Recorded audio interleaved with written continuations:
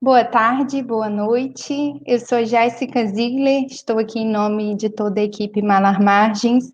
Agradecemos a presença de todos os que estão nos acompanhando no Facebook e também canal do YouTube da revista Malar Margens. Estamos dando continuidade ao primeiro Templo de Escritas, Festa Literária Internacional da Língua Portuguesa, um evento organizado pelo Fórum Mais Cultura, Malar Margens e Lavat Songo, e pelos curadores Abreu Pache, Amor Simoncavelli, Amanda Vital e Nuno Hall. Hoje temos como tema da mesa a língua portuguesa e suas influências, para além do espaço geopolítico da CPLP, e contamos com os participantes Lene Miller, da University of Oregon, Estados Unidos, Miguel Colef, da Universidade Nacional de Córdoba, na Argentina, Hilary Owen, da University of Manchester, Inglaterra, e também receberemos logo mais o participante Roberto Vecchi, presidente da Associação Internacional de Lusitanistas da Itália. Esperamos que ele ingresse na transmissão logo mais. Obrigada a todos os participantes pela disponibilidade em estarem aqui hoje.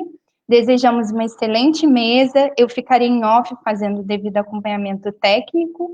E desejamos um excelente debate. Obrigada e passo a palavra para Hilary apresentar a todos os participantes. Hilary, por favor. Olá, boa tarde, muito obrigada, Jéssica. É um grande prazer estar aqui e estou muito contente de poder apresentar o Templo de Escritas, desta vez dedicado ao tema de a língua portuguesa e suas influências para além do espaço geopolítico da CPLP. E como a Jéssica já nos disse, temos para dar suas opiniões e suas palestras o Miguel Kovalev, da Universidade Nacional de Córdoba, na Argentina, a Lene Miller, da Universidade de Oregon, e vai ver depois, vai acompanhar-nos quando puder, o professor Roberto Vecchi, da Universidade de Bolonha, e também presidente da Associação Internacional de Lusitanistas. E, antes de mais nada, queria também agradecer ao Amor Simoncavelli por me ter oferecido esta oportunidade para moderar esta sessão, que sei que vai ser excelente. Então, antes de mais nada, vou passar a palavra à Lene Miller, se faz favor. A palavra é sua.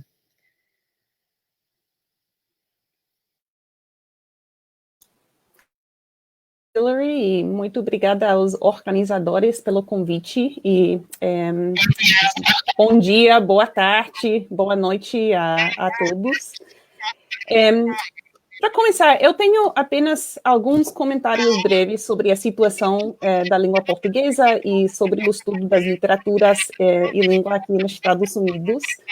Para um pouco de mais informação, eu sou professora de espanhol e português na University of Oregon, uma universidade pública no oeste do país, no estado de Oregon, onde, sobretudo, eu ensino literaturas latino-americanas e temos um programa muito pequeno de língua portuguesa e, de vez em quando, algumas aulas dedicadas às literaturas de língua portuguesa, sobretudo em comparação. E eu menciono estes detalhes pessoais porque este tipo de programa é muito típico nos Estados Unidos, em que o português está sempre ligado à língua espanhola, às outras línguas românicas, e tipicamente programas bastante pequenos. Em termos de população, temos comunidades de falantes de português, falantes de herança, sobretudo no nordeste do país, e pequenas comunidades em Califórnia, no sul do país, em o estado de Utah, pela influência da igreja mormon. Estes são, tipicamente, as comunidades onde há ensino de língua portuguesa, por exemplo, ao nível primário, secundário. E as únicas regiões do país onde as universidades têm departamentos dedicados ao estudo da língua portuguesa, aulas em português, que também sempre é um desafio para a gente. Mas a outra parte desta situação é uma grande comunidade entre os acadêmicos dedicados a este estudo através de associações profissionais, jornais, encontros como esta festa, em que podemos conversar e conhecer um pouco o que os outros estão fazendo. Eu, pessoalmente, me dedico ao estudo de literaturas africanas, de língua portuguesa, e, tipicamente, quando eu ensino estas literaturas, são sempre em comparação com literaturas em francês, em inglês, ou com literaturas brasileiras ou latino-americanas. E eu acho que isso é importante. Ontem, eu estava acompanhando o painel desta festa sobre a situação do livro em Angola. E os comentários do Dr. Luiz Candimbo, ele mencionou a necessidade de desenvolver um cânone de literatura angolana, e eu acho que este também é parte da discussão nos outros PALOPs, nos outros países africanos de língua portuguesa. E eu acho que, em termos do estudo dessas literaturas em Estados Unidos, temos este problema também. Temos, sobretudo, departamentos acadêmicos dedicados à literatura brasileira, que é mais desenvolvida, a literatura portuguesa também, sobretudo no nordeste do país, e muito pouco sobre as literaturas que vêm de outras partes do mundo lusófono. Então, em parte, eu acho que é muito importante para nós, as pessoas dedicadas a estas literaturas, acompanharmos estas conversas que estão sempre dedicadas a como colocar estas literaturas no seu quadro social, nas conversas que se estão levando a cabo dentro destas comunidades e através destes encontros internacionais. O português nos Estados Unidos, a língua portuguesa, é denominada pelo Departamento de Educação, Departamento Federal de Educação, como uma língua de alta necessidade, que tem fundos especiais dedicados a certas universidades para desenvolvermos estes programas. Mas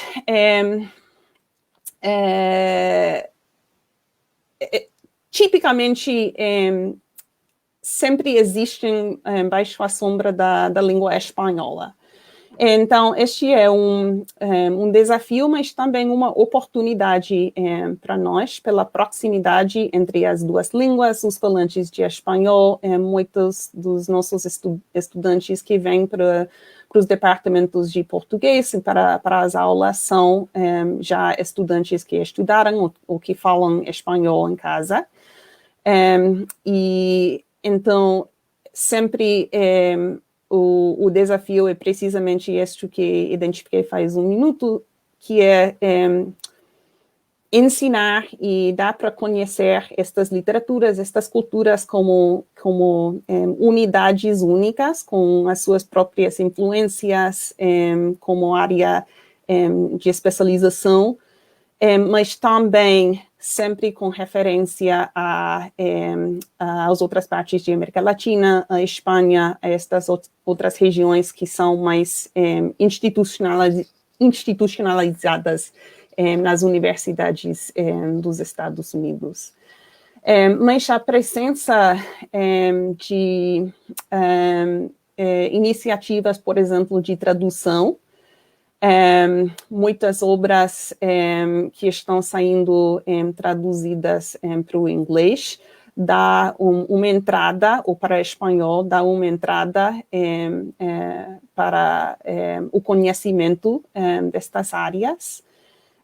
Iniciativas de estudar, sobretudo no Brasil e em Portugal, desde para os estudantes de Estados Unidos, e nos dá estes contatos e estabelecer estas comunidades de língua e de conhecimento. O que mais? É basicamente isto que eu queria comentar para começar a conversa, e estaria, não sei, muito interessada em escutar um pouco sobre se a situação é parecida na Argentina e Itália, e receber as perguntas dos ouvintes e da Hillary. Obrigada.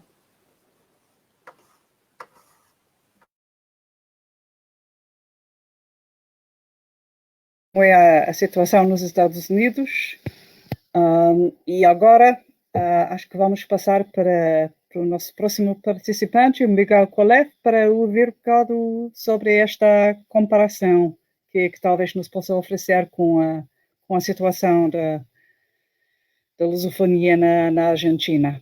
A palavra é sua, Miguel. Obrigada. Obrigado. Bom dia também, bom dia, boa tarde, boa noite. Dependendo dos diferentes países. Eu também pensei assim algumas questões gerais para comunicar, e depois podemos responder todas as perguntas. Quando eu pensei essa fala, eu pensei em 3 considerações que me parece que são significativas.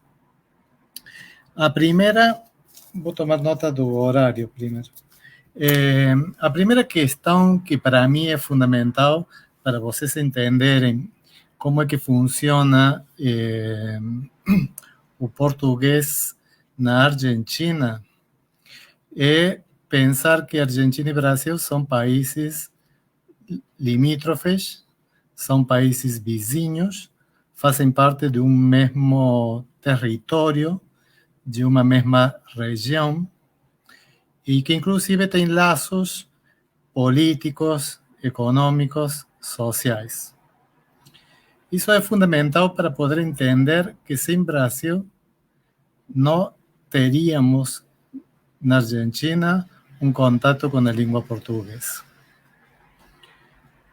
E isso significa também que a presença do Brasil no contexto da América Latina ajuda a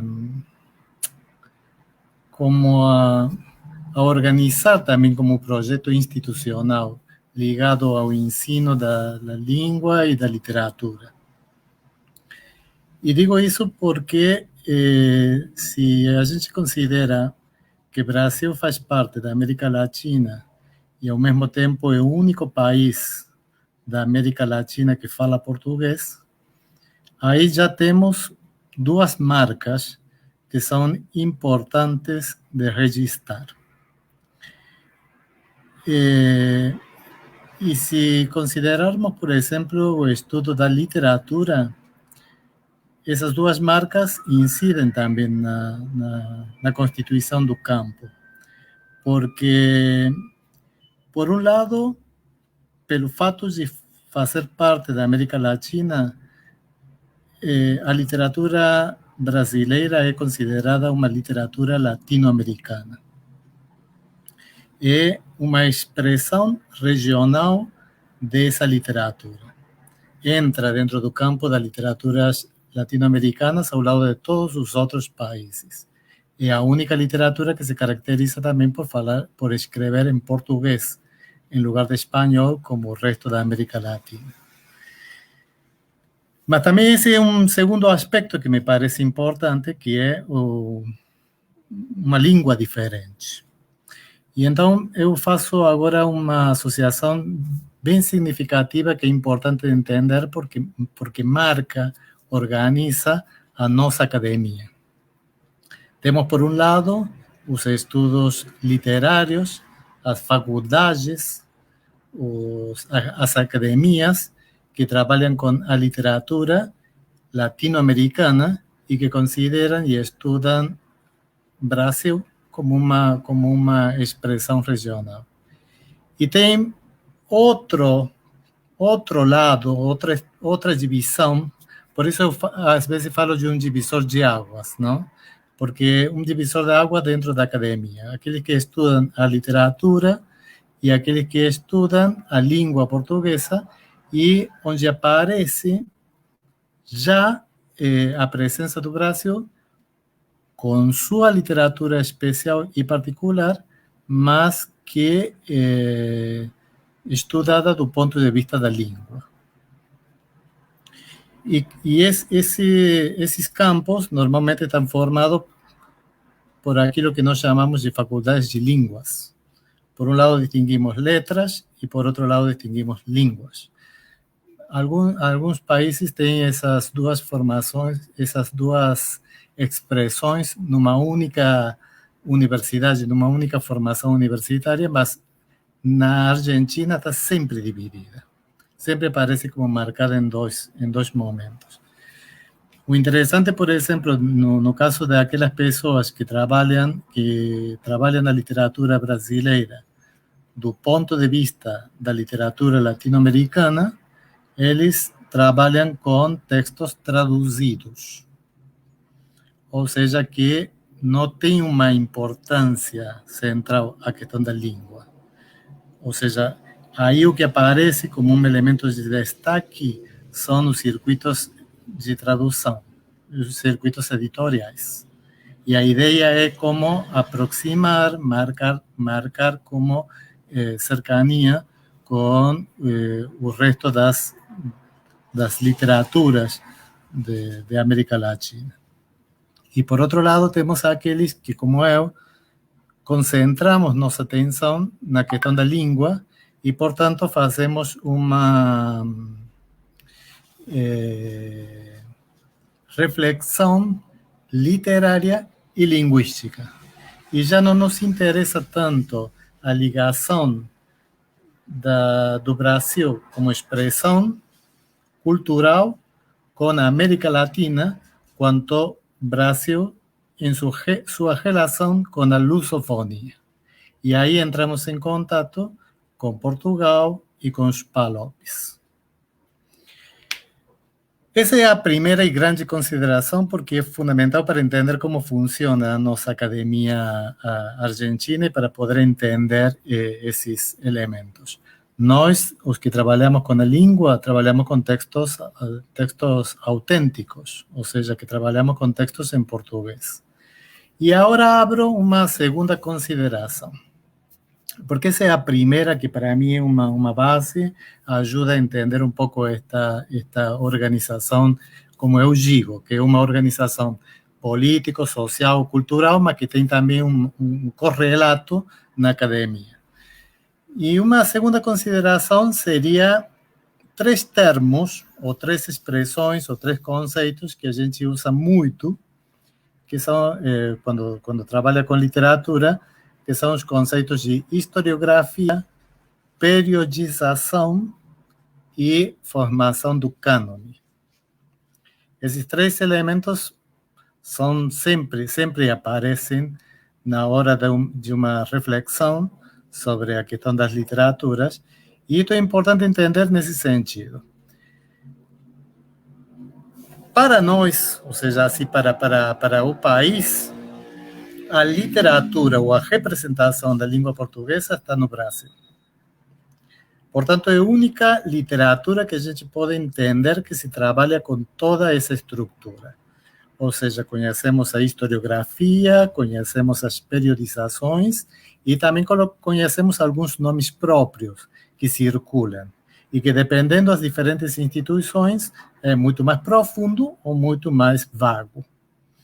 Mas, de qualquer jeito, é como que todo mundo tem uma ideia sobre a história da literatura brasileira. Sobre alguns nomes próprios que não passam despercebidos.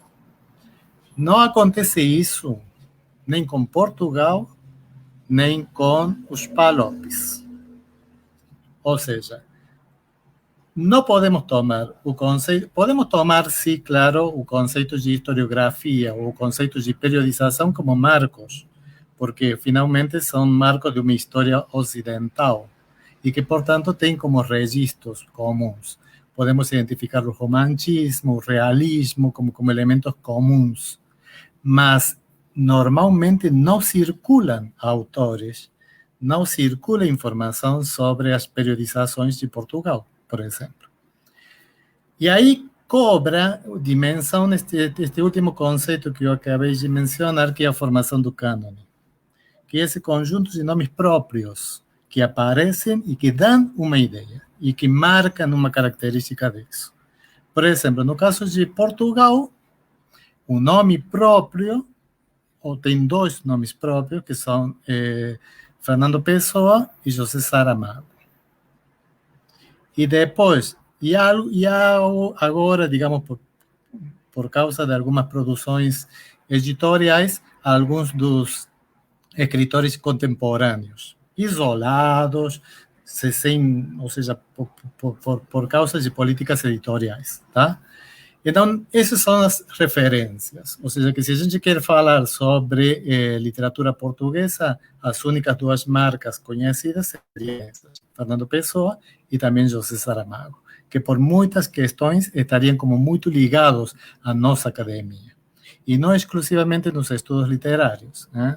Ou seja, Saramago é um autor que se trabalha também dentro das ciências sociais, e no caso de Fernando Pessoa é um autor muito próximo à questão da psicanálise. O que acontece com os PALOPs? Com os PALOPs, eu diria, como primeira e grande afirmação, que não tem nada sobre os PALOPs, exceto algumas tentativas individuais, alguns projetos. O que aparece, assim, de maneira geral, seria como, talvez, estudos africanos. Mas aí, dentro dos estudos africanos, entrariam os PALOPs, mas ao lado da literatura de origem francófona ou origem anglófona, tá? Mas não tem, assim, uma especialidade, pessoas que podemos... cátedras, cadeiras, cursos, que poderíamos pensar que se estuda literatura de maneira precisa ou definida ou consolidada.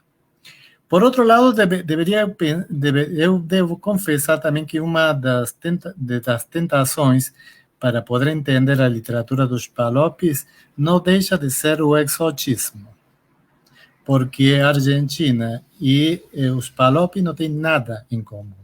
Nada. Ou seja, não, poderíamos encontrar, sempre se pode encontrar alguns laços de união entre as culturas, mas não temos referências. Porque mesmo assim, quando a gente trabalha com alguns autores africanos, custa muito identificar entender claramente das referências sociais ou históricas que aparecem.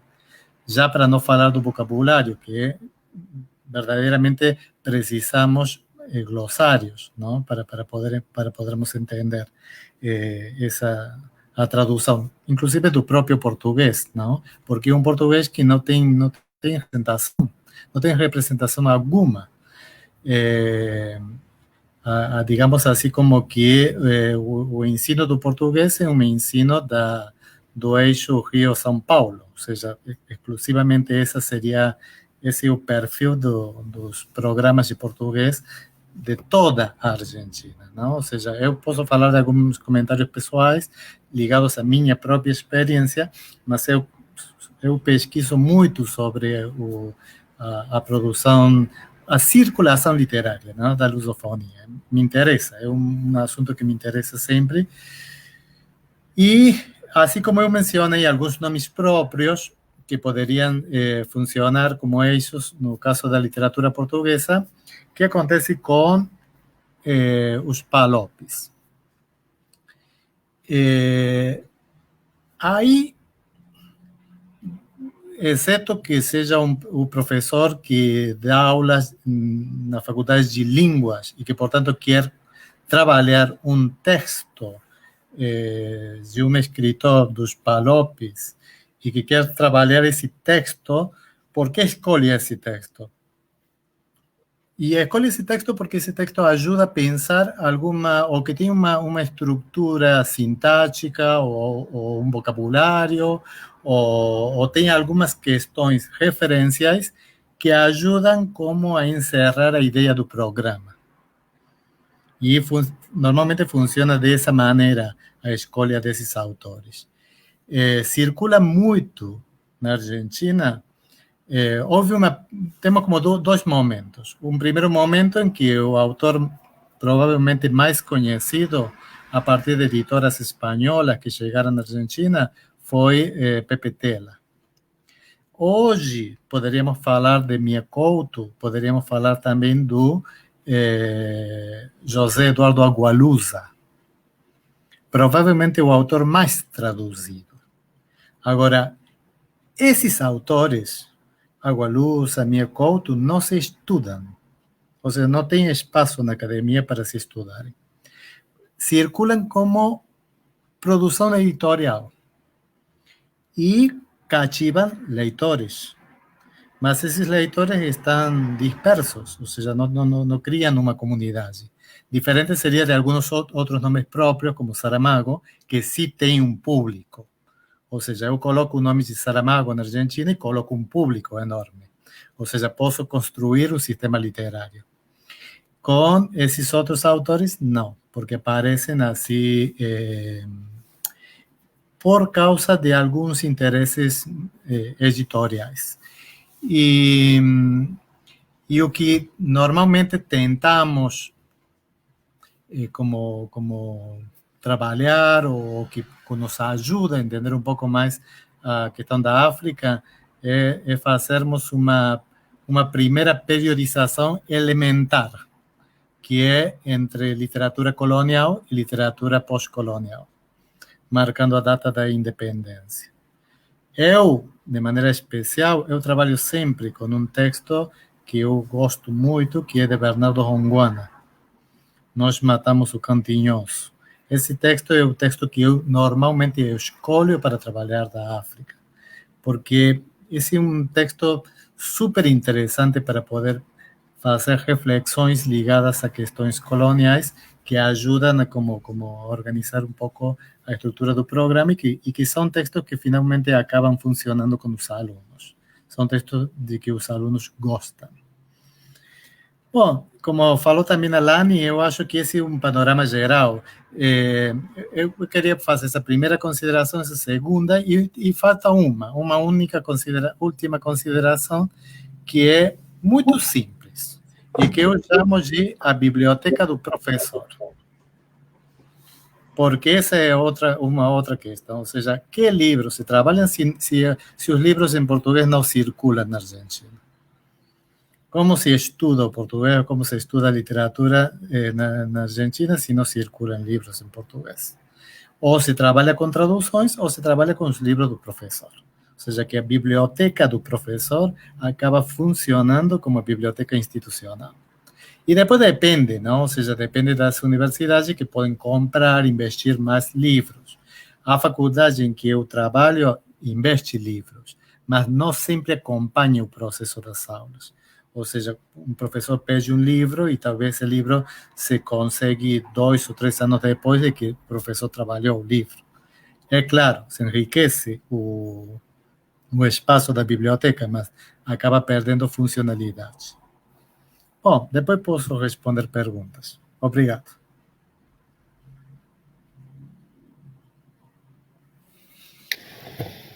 Ok, Muitíssimo obrigada, Miguel. Foi interessantíssimo saber da situação na Argentina, que eu, por mim, sabia muito pouco e fui muito impressionada pelo facto de Luís Bernardo Onuana ter tanto impacto com os seus alunos, que também sempre foi o caso com os meus também. É o primeiro texto luso-africano que fazem no nosso currículo e sempre foi e continua a ser. Então é bom saber que tem este alcance mesmo pelo mundo inteiro, como merece ter, afinal é um grande clássico moçambicano. E agora acho que o professor Roberto Vecchi também está conosco. Está a ouvir-nos, Roberto? Está? Ótimo, está a fazer sinal. Muito bem-vindo e boa noite. E está pronto para falar-nos um bocado sobre este tema de lusofonia fora dos países lusófonos? Muito bem-vindo, Roberto, e obrigada por ter vindo, e a palavra é sua. Obrigada.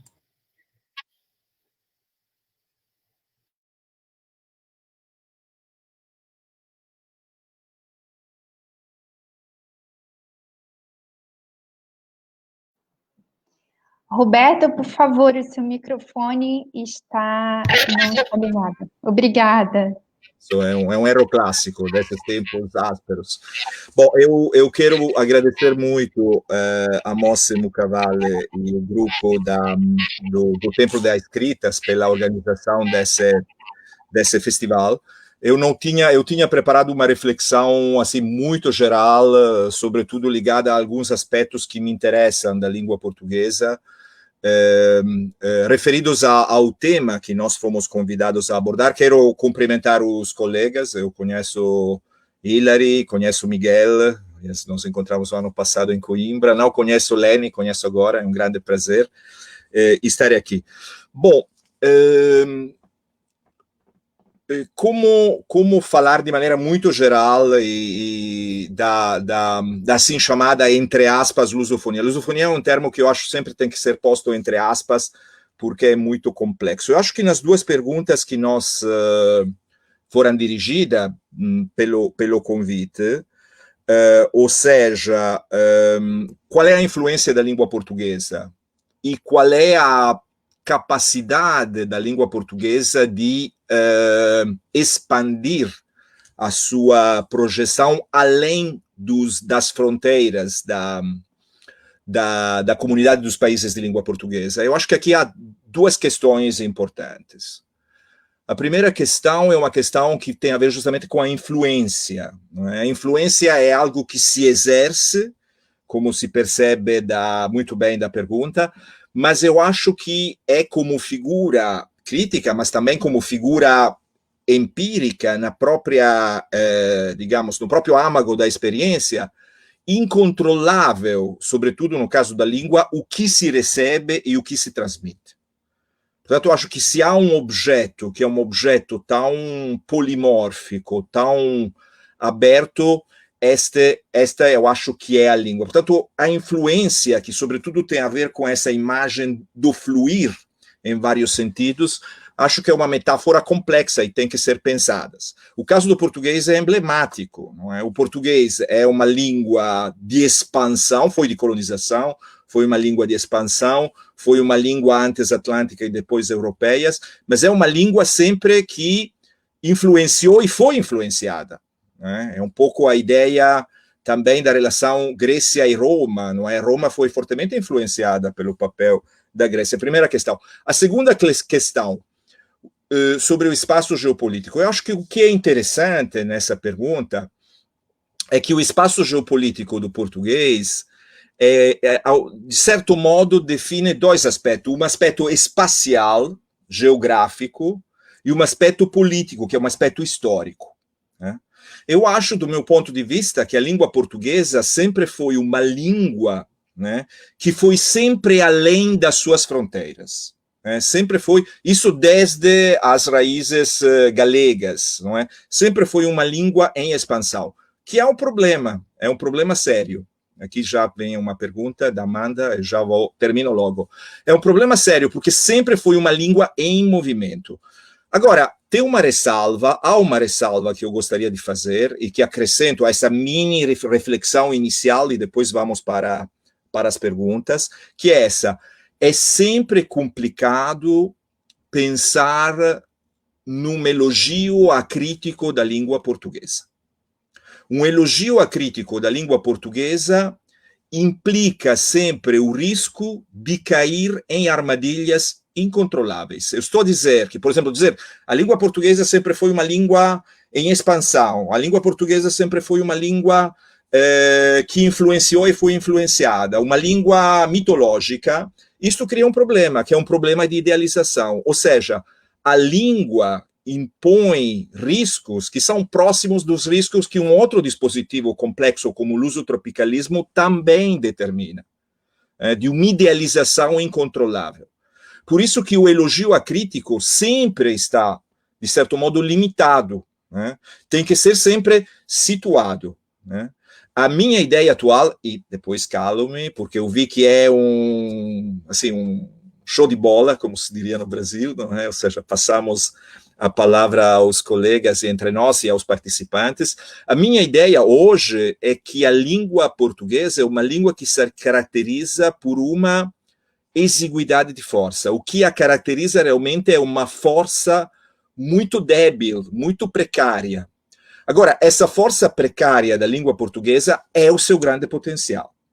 Não sou eu que faço essas considerações, vem de um grande filósofo que todos conhecemos da língua e das culturas e da literatura que se expressa em português, que é Eduardo Lourenço, onde justamente, num ensaio famoso, Anal de Ícaro, justamente coloca, eu acho que é uma inversão fantástica, coloca a ideia da comunidade da língua a partir da debilidade e não da força. Há uma expressão que eu tinha separado, de que eu gosto muito, porque mostra o nível de subversão com que era apresentada a língua, que é esse.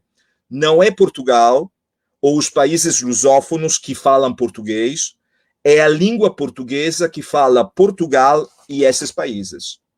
E nesta inversão, acho que está um aspecto interessante por refletir e que nos evita os riscos e as armadilhas, digamos assim, das idealizações que, sobretudo, expõem a um risco ideológico e de retorno de fantasmas que, como sabemos, ainda não estão bem enterrados. Bom, essa é só uma pequena introdução ao tema que espero contribua. Desculpe se eu caí em cima da reunião, mas da apresentação, mas enfim, essa é uma primeira contribuição e depois, como disse Miguel, vamos falando. Obrigado.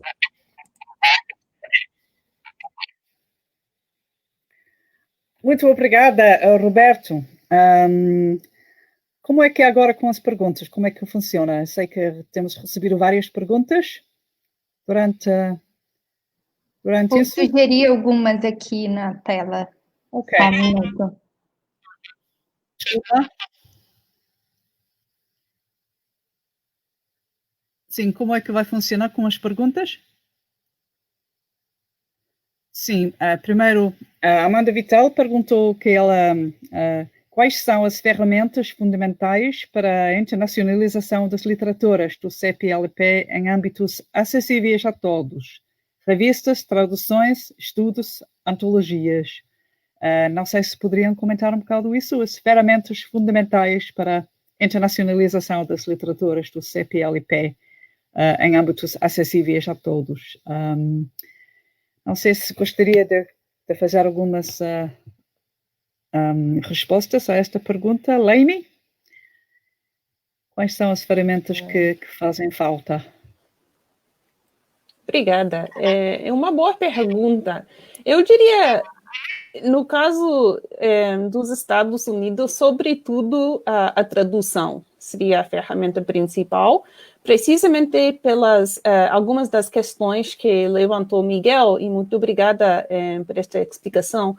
O fato de acesso aos livros, por exemplo, que circulam livros em português entre as nossas bibliotecas, mas poucos.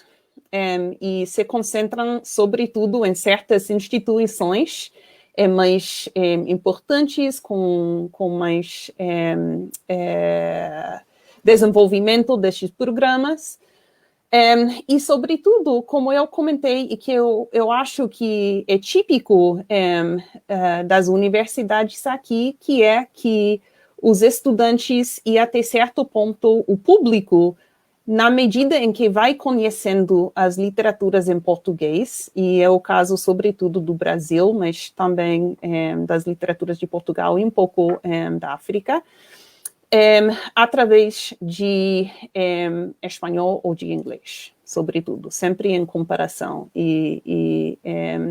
O caso é muito parecido ao que comentou Miguel. Eu acho que mais desenvolvimento de estudo sistemático das literaturas do Brasil, sobretudo, de Portugal, muito pouco dos PALOPs, aqui nos Estados Unidos. Então, sempre colocamos estes textos como parte de conversas, aulas, discussões mais amplas, como as literaturas da África e da diáspora, os estudos africanos, as literaturas pós-coloniais, por exemplo. Eu ensinei, por exemplo, uma aula sobre a questão da viagem nas literaturas de língua portuguesa, mas sempre com a opção de ler traduções ao espanhol ou ao inglês. E isto limita, até certo ponto, o cânone dos textos, porque simplesmente na minha universidade, e o qual é muito típico das universidades norte-americanas, simplesmente não há um número de estudantes suficiente para ensinar uma aula completamente em português, com textos em português. Então, sempre circula como partes destas outras comparações. Então, textos em tradução, antologias, textos disponíveis online, por exemplo, seriam ferramentas importantes para nós.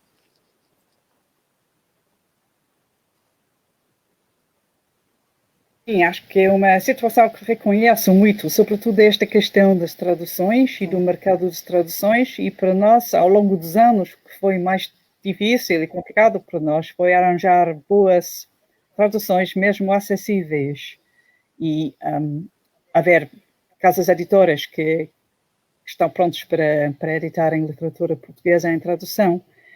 Quais são os problemas e os obstáculos que existem para havermos mais traduções na língua inglesa, sobretudo? Não sei como é a situação com outras línguas, mas na língua inglesa temos pouquíssima literatura traduzida em geral e ainda menos da língua portuguesa. Então, nos Estados Unidos, como é com as casas editoras? Por que é que temos estes obstáculos e empecilhos para realizarmos esta divulgação pela língua inglesa e literaturas lusófonas, que é tão difícil, não é? Eu acho que a situação é parecida nos Estados Unidos, embora que o mercado seja mais grande, obviamente.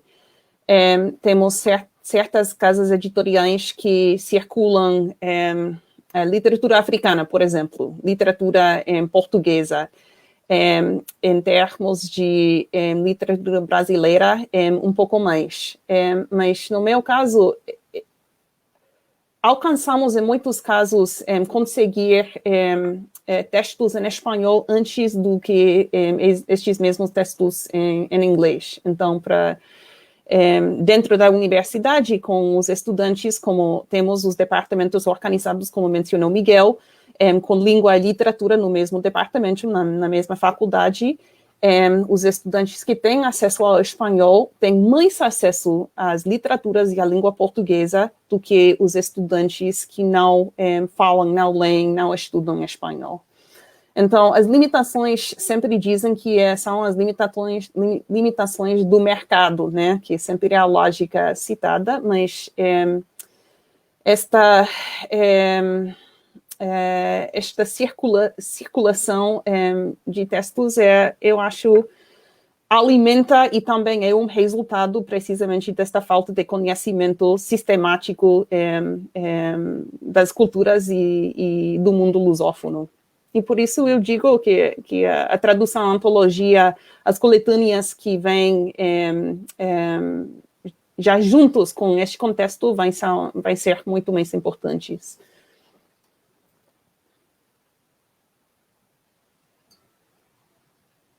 interessante saber muito obrigada, é interessante saber desta perspectiva lá nos Estados Unidos, que é, como eu já disse, acho que é mais ou menos igual no Reino Unido, cada vez mais problemático até para a tradução inglesa, que as séries como Heinemann African Writers, que costumava editar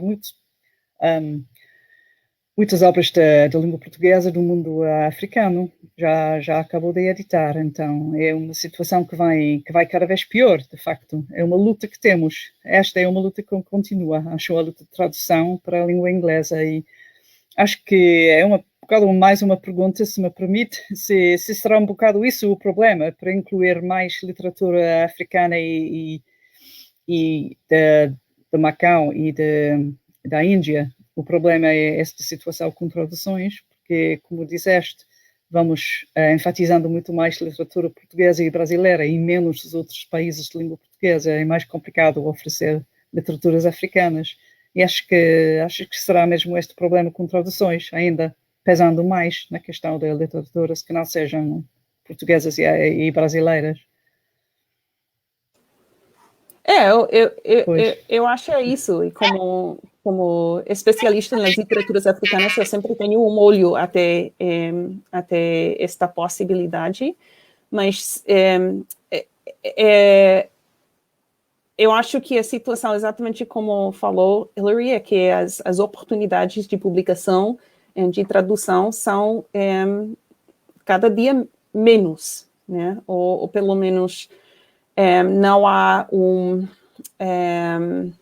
intento sistemático para aumentar, para conhecer estas literaturas como corpo literário. Embora haja casas editoriais, por exemplo, a série Adamastor, da Universidade de Massachusetts Dartmouth, que é a mais conhecida, que tem toda uma série dedicada à tradução de literaturas de língua portuguesa, que é muito importante, e as outras simplesmente como partes de coletâneas mais grandes dentro do quadro mais reconhecível como literaturas africanas em geral. Literaturas da diáspora ou literaturas latino-americanas, por exemplo, que são os marcos através dos quais se conhecem ou conhecemos estas literaturas em geral. Muito obrigada, Elaine. Muito obrigada. Gostaria de saber, para termos, acho que esta questão da tradução é tão fundamental que gostaria de saber um bocado mais para realizarmos uma comparação sobre as situações na Argentina e na Itália. Não sei se o Roberto talvez nos possa dizer qualquer coisa sobre a situação com dar literaturas lusófonas na língua italiana, como é o mercado de tradução na Itália em relação ao Portugal, e que não seja só de Clés Pereira, que não seja só o Tabucchi. Sim, a situação italiana é muito interessante, porque é preciso distinguir dois níveis, eu acho. O primeiro nível é o nível da tradução. Nós temos muitos projetos que de certo modo, procuram sempre um apoio financeiro nos dois canais. O canal, por exemplo, o canal LAT, que é da Direção-Geral do Livro de Portugal e do Camões, que reúne os autores portugueses e africanos de língua portuguesa, e a Biblioteca Nacional, que tem uma chamada também para os livros brasileiros. Nós temos muitos projetos. Os projetos realmente são, digamos assim, eu vi na última chamada, a Associação dos Lusitanistas participou da avaliação das propostas pelo Camões e o DG Lab, e realmente de 220 propostas havia 40 propostas italianas, que é muitíssimo, né? Portanto, normalmente há uma boa distribuição de geopolítica, Portugal, África de língua portuguesa e Brasil. O problema é o problema editorial, no sentido que normalmente a tradução recebe também um subsídio, portanto, tecnicamente isso desbloqueia o projeto, mas normalmente o limite é que as editoras que depois assumem esses projetos, em parte nas traduções financiadas, não têm uma grande capacidade de circulação. Portanto, há muitos projetos de tradução que depois se realizam, se concretizam em livros, mas esses livros depois, uma vez que são produzidos, não circulam. E este é o grande problema.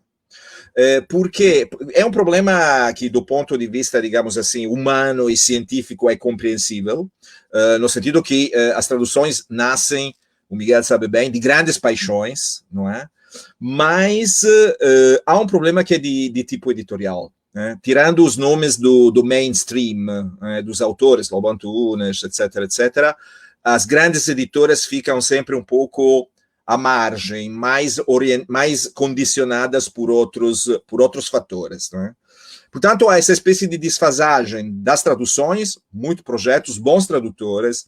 Itália é um país que traduz imensamente, isso faz parte do seu ADN cultural, não é? Portanto, há muitas traduções, mas que depois, uma vez realizadas, não circulam.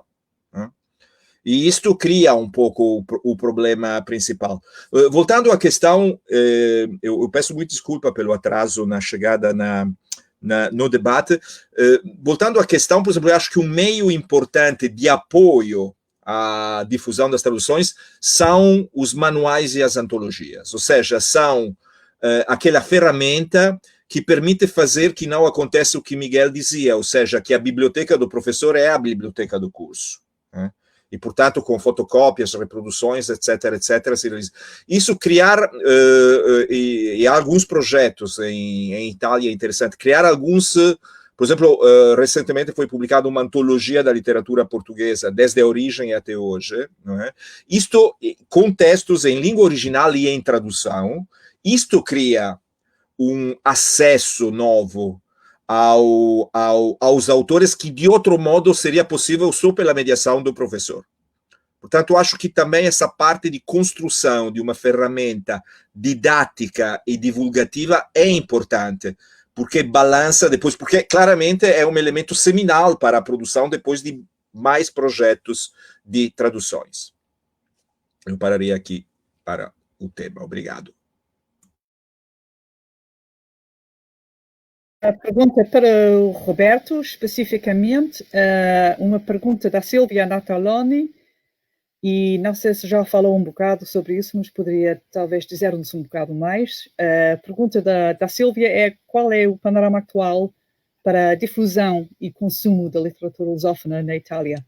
Acho que, pois, em geral, além das esferas académicas, científicas, muito obrigado comercialmente. pela pergunta. Sim, qual é o panorama atual? Muito obrigado, Silvia, pela pergunta. É uma pergunta ampla, eu vou fazer só uma pequena síntese. Eu acho que há, digamos assim, 3 setores da produção do livro e do consumo do livro em Itália de autores de língua portuguesa. Um primeiro setor importante é aquele, digamos, mais ligado ao consumo acadêmico, ensaios e tradução, sobretudo, de pensadores. Eu penso, por exemplo, em Bolonha nós temos a Cátedra Eduardo Lourenço e uma parte do trabalho de tradução é dedicada, evidentemente, a este autor. Portanto, esse é um tipo de consumo muito especializado. Há um segundo setor que eu identificaria, que é o setor mais ligado aos grandes movimentos da literatura mundo, da literatura internacional, muito condicionado pelas feiras do livro, pelas manifestações do livro e pela mobilização dos agentes, não é? Que são os grandes autores, não é? Que são constantemente, eu citei antes Lobo Antunes, mas são muitos, e eu acho que ali, por exemplo, nesse consumo editorial, digamos, de mercado, há algumas faltas importantes, como, por exemplo, as da África Portuguesa. As da África Portuguesa raramente chegam a uma divulgação por parte de grandes editores, enquanto, por exemplo, literatura brasileira há uma difusão grande, sobretudo de autores, por exemplo, os clássicos de Clarice Lispector, temos uma grande tradução de Guimarães Rosas que é constantemente republicada, mas, por exemplo, Chico Buarque, também autores contemporâneos. Há um interesse de leitura de um leitor de livraria específico. E o terceiro setor é aquele que se dirige mais para um universo de clássicos, não é? De retraduções, de reapresentações, que é intermediário entre os dois, entre a academia e o mercado. Aqui nós temos, por exemplo, eu lembro um livro importantíssimo que fazia falta e que foi republicado agora em julho, que é a tradução italiana das Memórias Póstumas de Brás Cubas, de Machado de Assis. Nós já tínhamos, pelo menos que eu lembre, 3 outras traduções, mas uma muito antiga, da década de 50, que estava muito inatualizada, porque a tradução é um material histórico, muda também as técnicas e as formas, não é? Tanto que Brás Cubas, na edição dos anos 50, se chama Biagio Cubas, não é? É irreconhecível. E outras 2, mas essa terceira, que foi feita por um tradutor reconhecido italiano, Daniele Petruccioli, que é o grande tradutor da Dulce Maria Cardoso para o italiano, é importantíssima, porque de certo modo é feita a partir de uma ideia de tradução e de uma necessidade também de colocar esse livro no horizonte de consumo muito atenta. Portanto, são um pouco esses os 3 setores. Os 3 setores são um pouco, digamos, aquele dos ensaios e dos clássicos são próximos. Aquele do mercado, do grande mercado, é um pouco autônomo em relação às outras dinâmicas. O que falta, Silvia, eu acho importante dizer, seria uma política de tradução e de publicação mais coordenada entre as partes, porque ali poderia realmente criar um mecanismo de reconhecimento da procura e de correspondente adequação da oferta que faz falta. Portanto, normalmente atrás das traduções dessas 3 tipologias, ou gestos românticos de grandes apaixonados. Eu, por exemplo, uma vez dei como presente de Natal à minha mulher os direitos do Labirinto da Saudade, de Eduardo Lourenço, não é? Foi porque se tratava de um livro que eu achava importante. Portanto, são gestos românticos, né? Ou, por outro lado, de um mercado que perpassa as instituições acadêmicas. O Centro de Estudos de Língua e Literatura e Cultura Portuguesa em Itália são relativamente é uma rede relativamente grande. A Itália tem um maior número de cátedra que o Camões financia, são 18, não é? Isto é um dado significativo, mas não há uma coordenação entre as diferentes cátedras, não é? O que portanto, faz com que falte uma política, digamos assim, de coordenação adequada. É isto um pouco que faz falta. Quem seria o sujeito em condição de fazer isto? Não sei. Obrigado.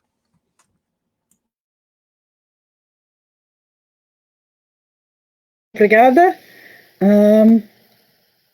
E antes de passar para a próxima pergunta, só gostaria de ouvir um bocado desta perspectiva do Miguel sobre a situação com traduções na Argentina e a língua espanhola, que acho que vai ser um bocado diferente mesmo.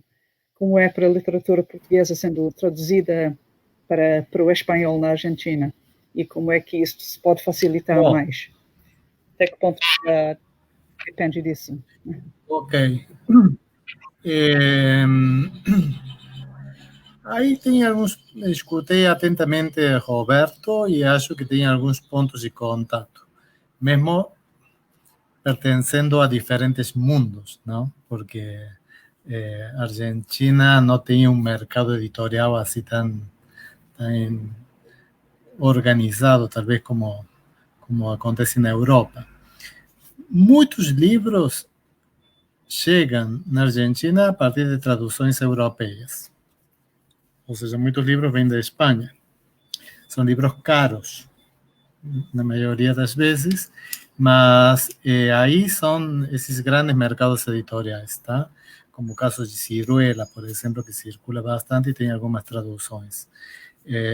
Alfaguara fue quien fez a tradução do Saramago, por ejemplo, ¿no?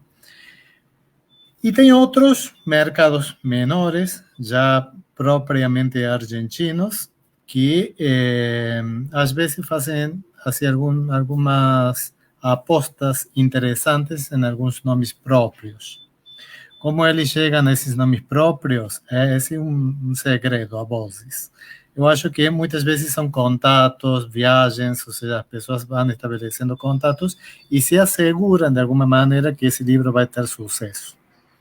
Aconteceu isso, por exemplo, com alguns escritores, como Caio Fernando Abreu, por exemplo, um escritor brasileiro que teve grande sucesso.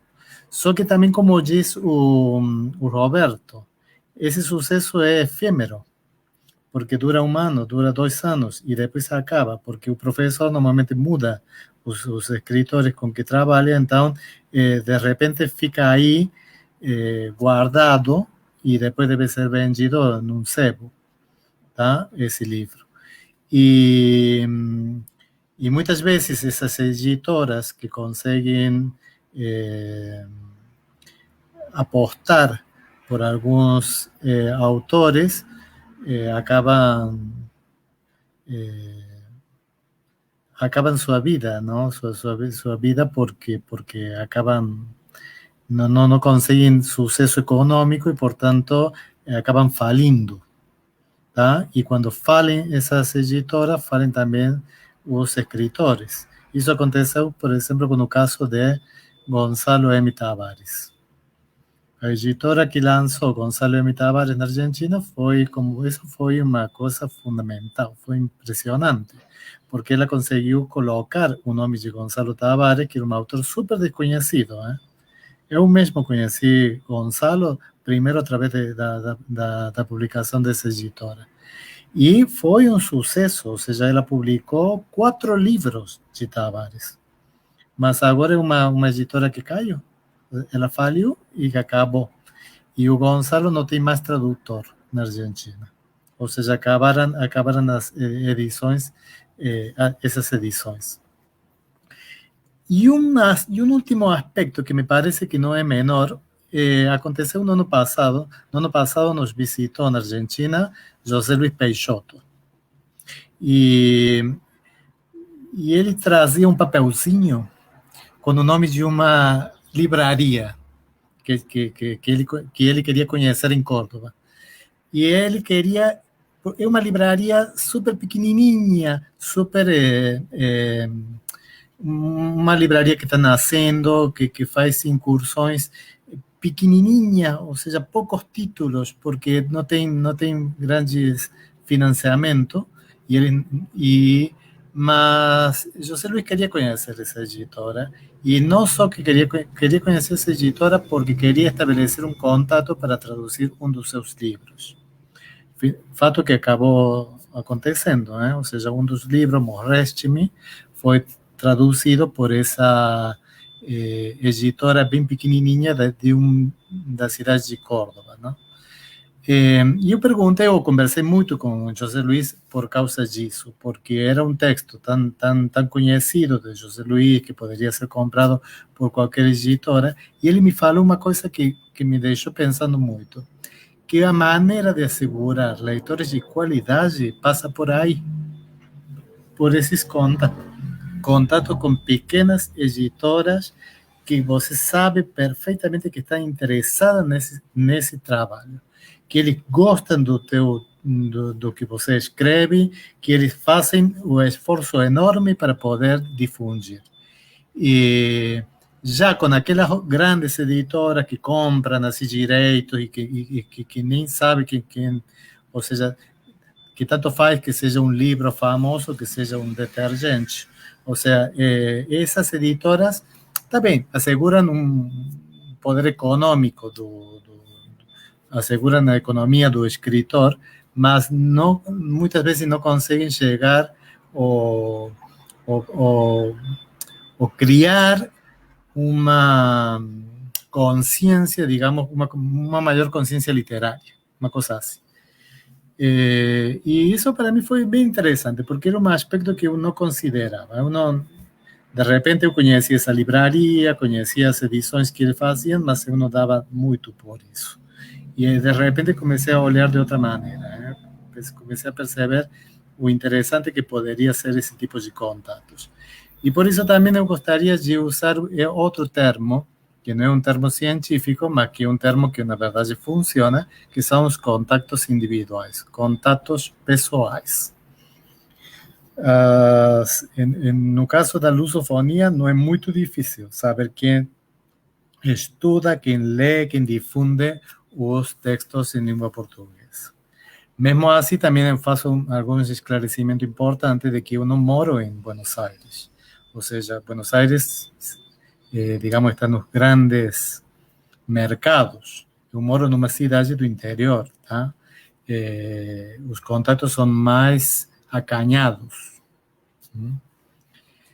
Bom, isso. E em relação a essa pergunta que apareceu aí sobre de Amos Mucabelli, essa pergunta que está aí colocada neste momento aí, bom, isso veja, é uma coisa super interessante, porque provavelmente seja um dos aspectos mais empolgantes do que eu faço, que é escrever uma coluna para um jornal de Córdoba sobre literaturas lusófonas.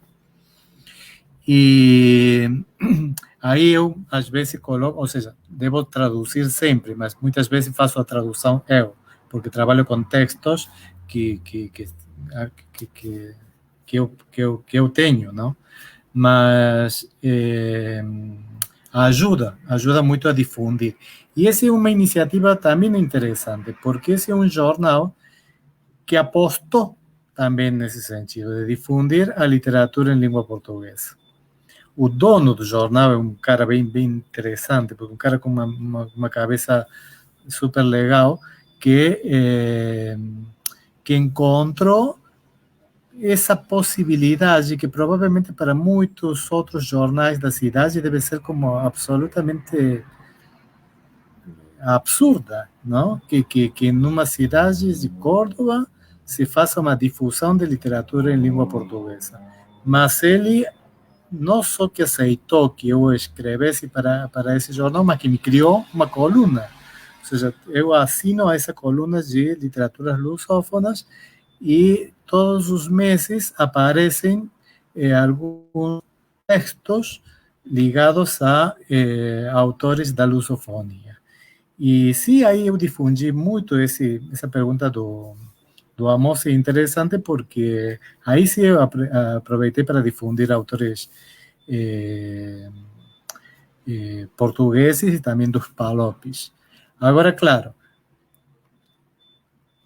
que cativa, o que capta o leitor desse jornal? Capta de que tem alguns autores que são significativos e que vale a pena conhecer.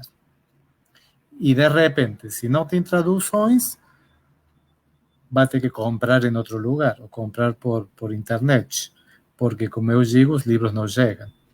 Então, a ideia também não é criar uma coisa tão hermética. A gente tenta sempre como trabalhar com aqueles autores que se difundem, sejam boas editoras, grandes editoras, ou sejam estas editoras pequenininhas. O último texto que eu escrevi foi sobre Walter Hugo May e a tetralogia das minúsculas. Bom, nada, nenhum dos... Walter Hugo May não existe na literatura, não existe na Argentina. Nada, não se consegue nada de nada, não tem nenhum texto traduzido. O público intelectual toma nota desses autores, toma nota de alguns dos livros que eu menciono, e, bom, de repente, numa viagem, quando se pode viajar, ou alguma encomenda feita no estrangeiro, eles tentam conseguir esse material. Porque público temos, ou seja, público interessado. Sempre minoria, não? Bom, isso.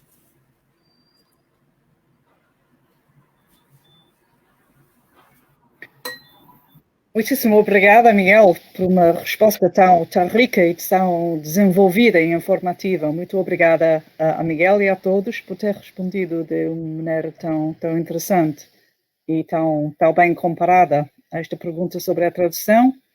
E a próxima pergunta que vem da revista Malarmagens, em termos de pesquisas acadêmicas e disciplinas curriculares nas universidades estrangeiras, qual é o peso e o alcance da língua portuguesa? E acho que vou perguntar primeiro ao Roberto, se faz favor. Sim, muito obrigado. Obrigado. Bom, eu acho que é interessante essa questão, porque tem a ver com algo de específico e referido ao contexto de Itália.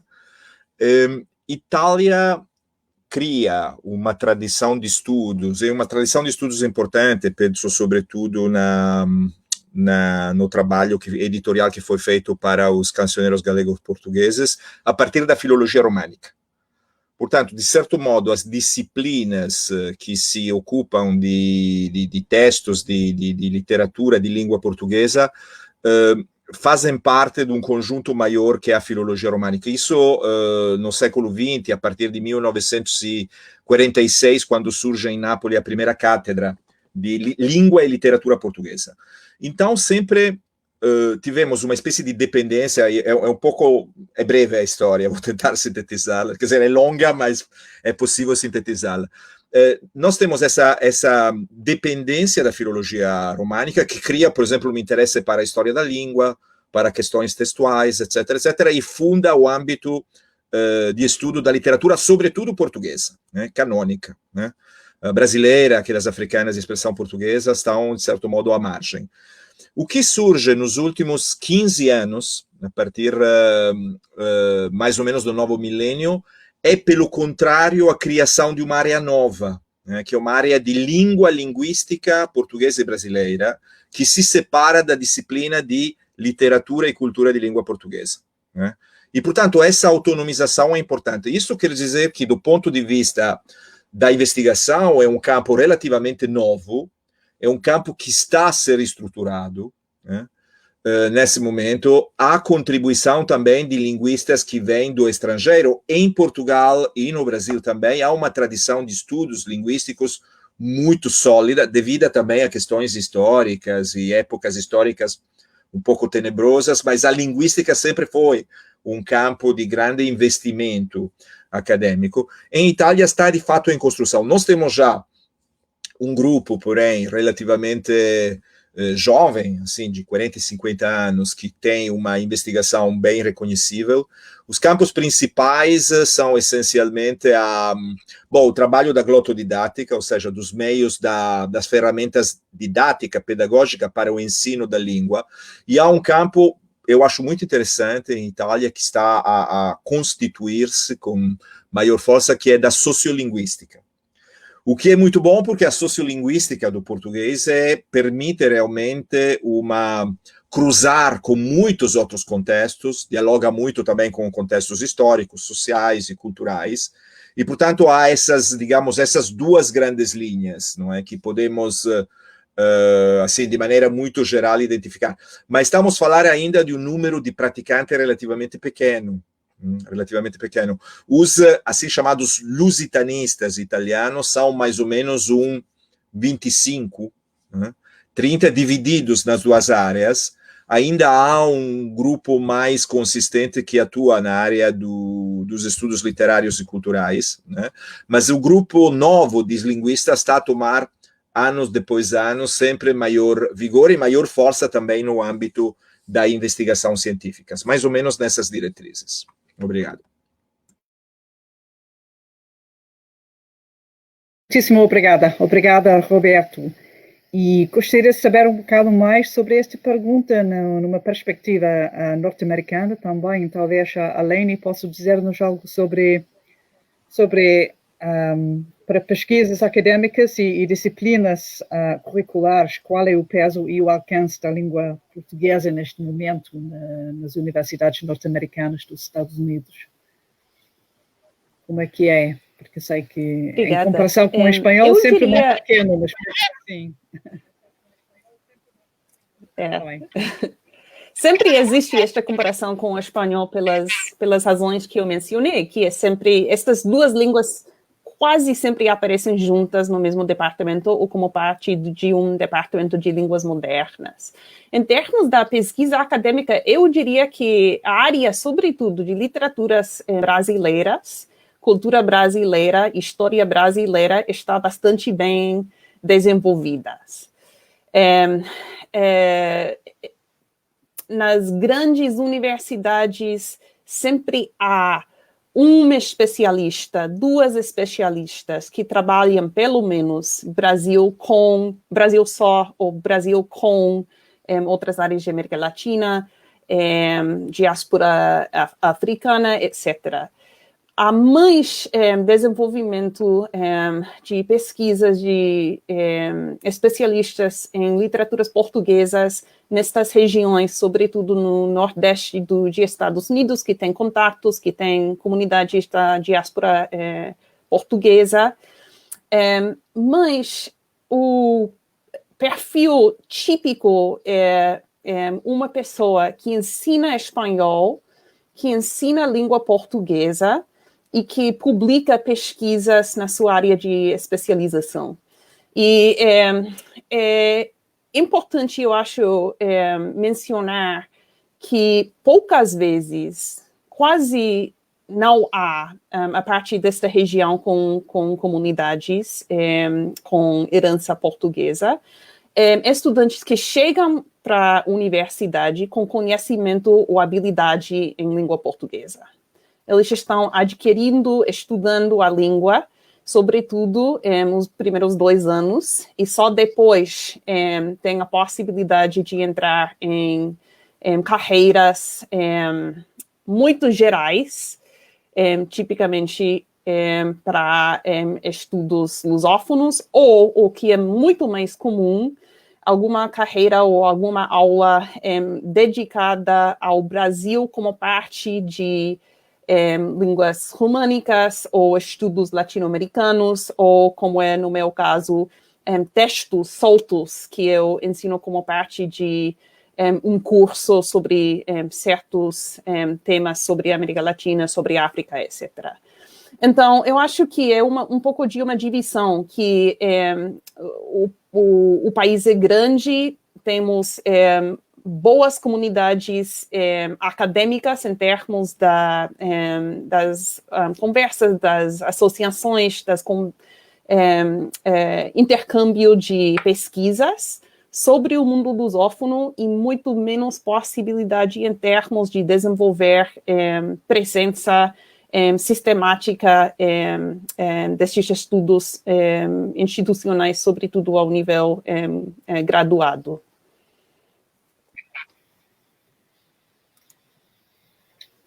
Muito obrigada, Eleni. E, ultimamente, talvez o Miguel nos possa dizer qualquer coisa sobre o peso e o alcance da língua portuguesa nos estudos curriculares e da pesquisa na Argentina. Se é mesmo muito corriqueiro ou não, como é que é a situação, qual o peso e o alcance? Sí, poco.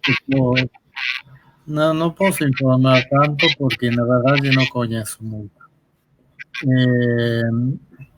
A formação mais é de graduação, ou seja, não tem quase não temos projetos de pós-graduação ligados nem à literatura, nem à língua portuguesa. Ou seja, tem pesquisadores júniores, ou seja, pesquisadores que começam, trabalham, que estabelecem contatos com diferentes universidades, mas não são estudos que poderíamos pensar assim como bem desenvolvido, histórico, ou que tenham centros de pesquisa já elaborados, já constituídos, não? Não. São, para mim, é o que eu conheço, não? Daí, já com a questão do Brasil, já sozinho como país, e com expressões ligadas à cultura, à história, à sociologia, aí já pode ter um pouco mais, pode ser um pouco mais espalhado.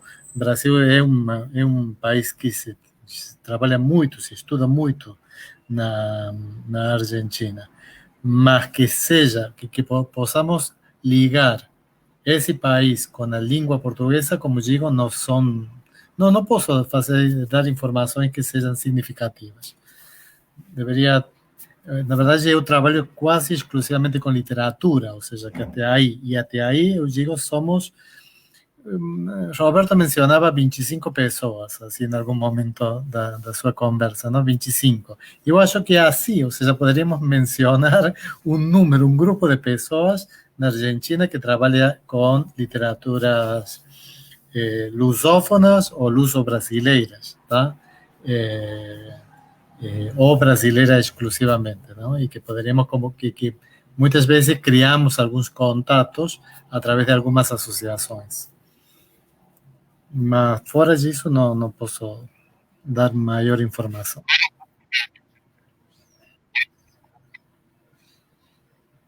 Muito obrigada, já é muita informação, muita coisa que eu não sabia.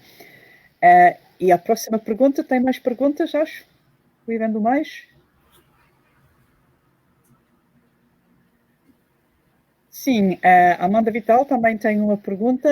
Ela gostaria de saber ainda das suas experiências pessoais, as principais dificuldades e as conquistas mais significativas desses intercâmbios culturais. Acho esta uma ótima pergunta, sobretudo as conquistas, dificuldades e conquistas nessa luta para manter os intercâmbios culturais. Começando com a Laine, se faz favor.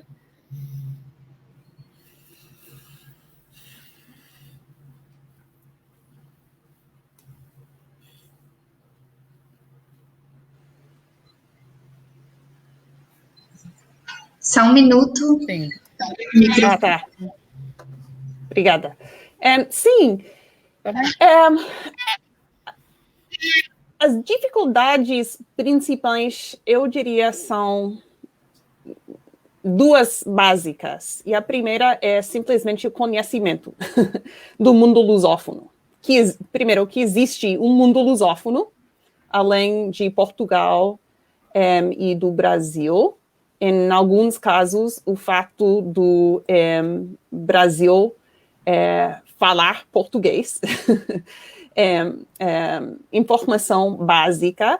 E o segundo seria simplesmente a educação de língua secundária nos Estados Unidos, que não é tipicamente básica. Até o nível da universidade, e cada dia menos presente dentro das carreiras universitárias, que não sejam estudos de literaturas e línguas específicas. Então, eu acho que estrategicamente, uma abordagem estratégica seria precisamente o que os colegas já mencionaram: antologias, divulgação pública da presença desta literatura. E estou muito interessada em saber mais sobre a coluna do Miguel e sobre os leitores desta coluna. A presença desses textos como parte de cursos dedicados à América Latina, ou para os estudos europeus, etc. E outra que tem sido bastante importante para os nossos estudantes, que são os programas de estudar no estrangeiro,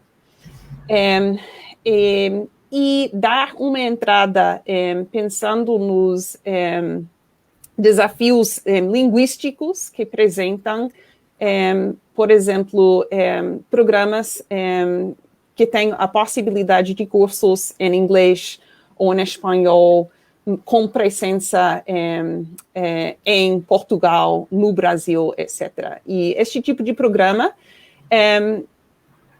sobretudo, o tipo de programa mais importante para os nossos estudantes, que não têm o acesso, que não se sintam cômodos com a língua até o nível de pegar cursos universitários em português, mas encontram uma maneira de ter contato, de visitar, de fazer curso em inglês ou em espanhol, e deste modo acercar-se um pouco mais ao conhecimento linguístico e cultural.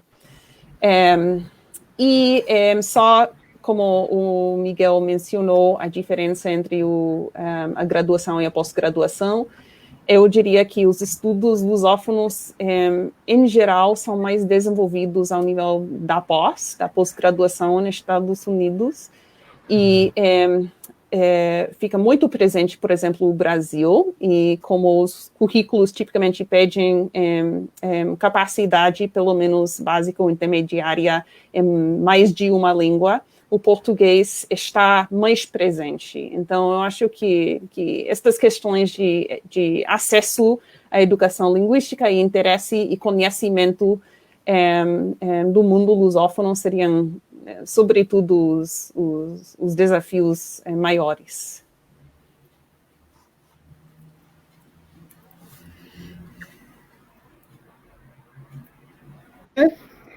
E Miguel, poderia falar-nos um bocado sobre este assunto de experiências pessoais, de desafios, dificuldades e conquistas na área de intercâmbio cultural? Sí, también no es un asunto no es un asunto de que possa falar tanto. Faço assim alguns comentários gerais também. Os aspectos que a mim me interessam muito têm a ver sempre com o processo de difusão da literatura e abrir campos e descobrir autores, fazer circular livros. Eu tento ser um verdadeiro difusor cultural. Consigo pouco porque não tenho muitos materiais. Em América Latina tem um caso que me parece super interessante, que muitas vezes eu tomo como referência, que é o caso da Colômbia. Na Colômbia tem um rapaz que trabalha no Instituto Camões, Jerônimo Pizarro, é o nome dele, e ele verdadeiramente está ligado à instituição, ou seja, ele conseguiu criar um ponto de articulação entre academia e editoras. E ele faz uma tradução enorme de materiais e de circulação de livros e de autores. É um promotor cultural por excelência. Isso, assim, uma figura dessas características, eu não vejo que exista na Argentina. Eu não poderia identificar, nem no Instituto Camões, nem em outros centros universitários. No plano da graduação, muitas vezes é muito difícil cativar e provocar interesse nos alunos pela literatura. O aluno que trabalha com a língua muitas vezes está preocupado com a língua, faz boas reflexões linguísticas, se interessa pelos dialetos, pelas gírias, ou seja, está como preocupado com isso, e isso chama profundamente sua atenção. Provavelmente porque também o Brasil sempre apareceu com uma imagem um pouco exótica. Bom, agora também, com Bolsonaro, mas de outra maneira. Não é esse exotismo primeiro que cativava o público argentino. Então é difícil trabalhar mas se consegue, ou seja, sempre temos frutos individuais, tá? Ou seja, poucas pessoas que acompanham tudo isso. Agora, o que sim existe na Argentina, e isso é um dado que podemos confirmar, é um público leitor. Ou seja, pessoas interessadas. Essas pessoas nem sempre são as que circulam pelas aulas, não? Ou seja, são pessoas que são interessadas, que são bons leitores, que estudam outras carreiras e que se aproximam de oficinas de leitura. Quando a gente faz assim alguma promoção, neste ano, por exemplo, fizemos a promoção de uma atividade de leitura e comentário sobre o Diário da Peste, do Gonçalo M. Tavares, e, por exemplo, foi um sucesso total. Total. Ou seja, foi online por causa das condições com que a gente trabalha, mas um pessoal impressionante, um interesse grande pelos textos e autores. Agora, se você depois colocar ou identificar esses nomes próprios, nem sempre coincidem com as pessoas que circulam pelas aulas universitárias. Ou seja, os alunos do que se chama do curso, que é o curso do professorado de português, não participa disso. Ou seja, não está como interessado nesses aspectos. Então, aí aparecem as dificuldades. As dificuldades são porque você quer difundir, quer provocar, quer promover a leitura, quer promover o conhecimento e encontra uma resistência natural destes jovens que não estão interessados em conhecer nem autores, nem livros, e menos ainda se os livros são extensos e grandes, não? Isso sempre está como ligado com os textos de Saramago, ¿no? Que são conhecidos como os tijolos de Saramago, ¿no? E que isso elimina qualquer interesse antes de começar. Agora, veja que coisa interessante, que agora que menciona Saramago, e esse é um ponto de contato que eu tenho com Roberto, eu coordeno na minha faculdade uma cátedra livre de estudos de Saramago. Cátedra Libre José Saramago. Essa cátedra, que funciona há muitos anos e que tem uma importância grande no contexto local, essa cátedra recebe leitores de Saramago. Ou seja, já não estudantes. Ou seja, a pessoa se inscreve, recebe também um certificado, um atestado de que cursou a cátedra, mas a maioria das pessoas não são estudantes universitários. São pessoas leigas que vêm de fora, que são muito leitores e que por isso eu insisto de que tem como um público leitor bem constituído na minha cidade e na cidade e na Argentina em geral. Então, aí o campo de trabalho é um campo super produtivo e que faz com que a gente possa verdadeiramente conseguir os objetivos que se propõe. Já as dificuldades, que é a segunda parte da pergunta, eu encontro mais nas carreiras de graduação. Aí encontro. E como eu falei antes, em questões de pesquisa ou questões de pós-graduação, é muito pouco o que temos. Por exemplo, no campo das literaturas lusófonas, na universidade, que a universidade que eu faço parte não é qualquer universidade, é uma universidade, primeiro, que é uma das primeiras da América Latina, segundo, que tem 400 anos de história, e essa universidade tem reconhecimentos bem importante no país, sobretudo porque está na região centro, e então a maioria dos estudantes da Argentina vem para Córdoba e não para Buenos Aires. Bom, nessa universidade de 400 anos e tudo isso que acabo de mencionar, o único projeto ligado à lusofonia, projetos de pesquisa, é o projeto que eu dirijo. Ou seja, que aí pode ter uma ideia das proporções, tá? O que significa verdadeiramente o campo da lusofonia no contexto de nosso país. Pronto. Muito obrigada. E se me permite, uma pergunta que acaba de nos vir da Virginia Tzigla Tito, que abrange um bocado o que estávamos a falar antes, mas podemos desenvolver isto ainda mais. Os estudos lusófonos no exterior abarcam também autores contemporâneos ou estão centrados em alguns poucos já consagrados, como Machado de Assis, por exemplo? Roberto, como é como é esta situação. Acho que está mudando ou não. E uma perspectiva da Associação Internacional seria interessante também. Se vamos estando mais contemporaneidade ou se ficamos ainda virados para os antigos.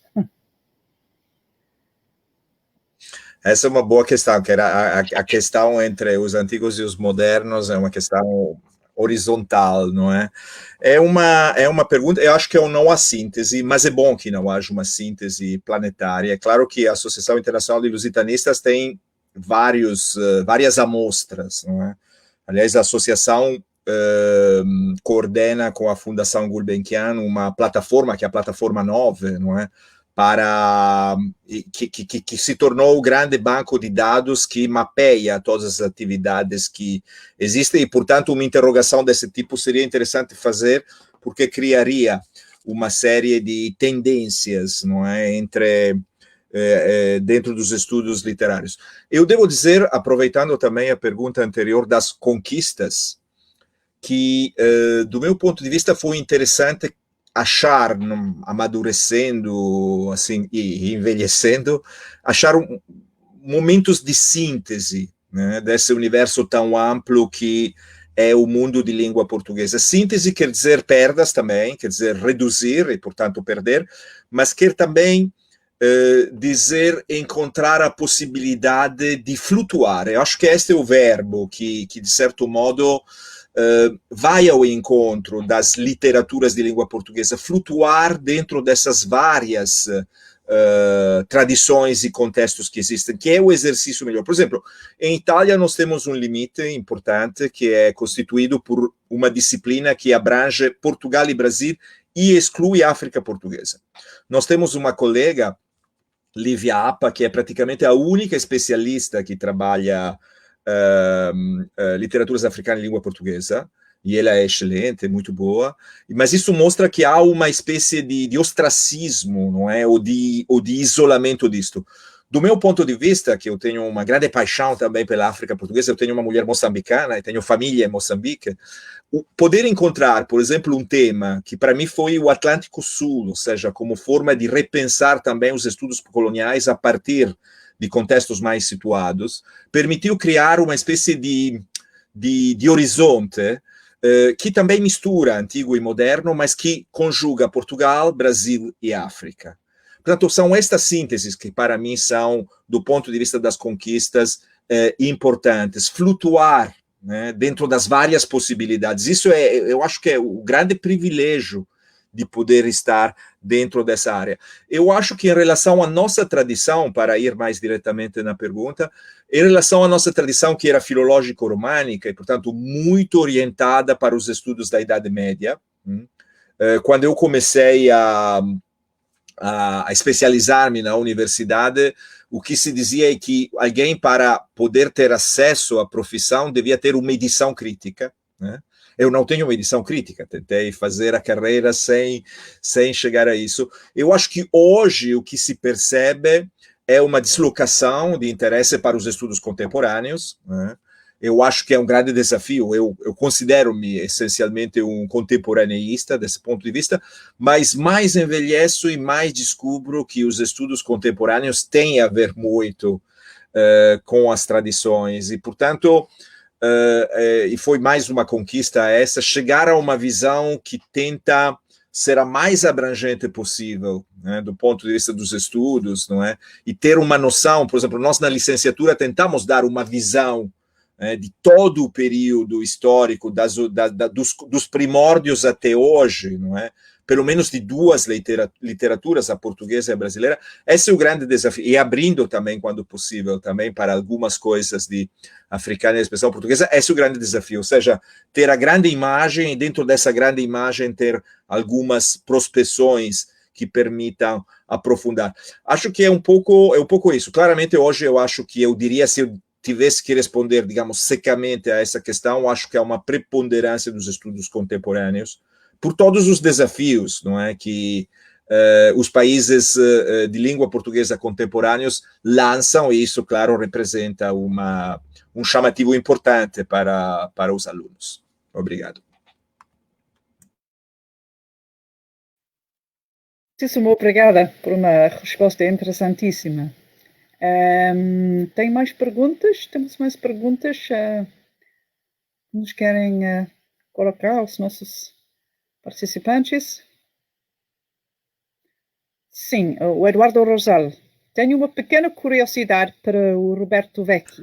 Muito obrigado. Gostaria de saber como Murilo Mendes é visto hoje na Itália. Ele viveu quase 2 décadas em Roma, escreveu em italiano, mas é lido hoje? Murilo Mendes, uma pergunta para o Roberto. Muito boa questão, Eduardo. Murilo Mendes é um dos grandes mestres que estiveram em Itália, que lecionaram em Itália, dirigiu o Centro de Estudos Brasileiros em Roma, muito ligado à Itália. Eu acho que há uma certa redução, né? Eu não digo decadência, mas redução do interesse acadêmico. Não, acadêmico existem investigadores que trabalharam a obra de Murilo Mendes, penso em Ettore Finazzi-Agro.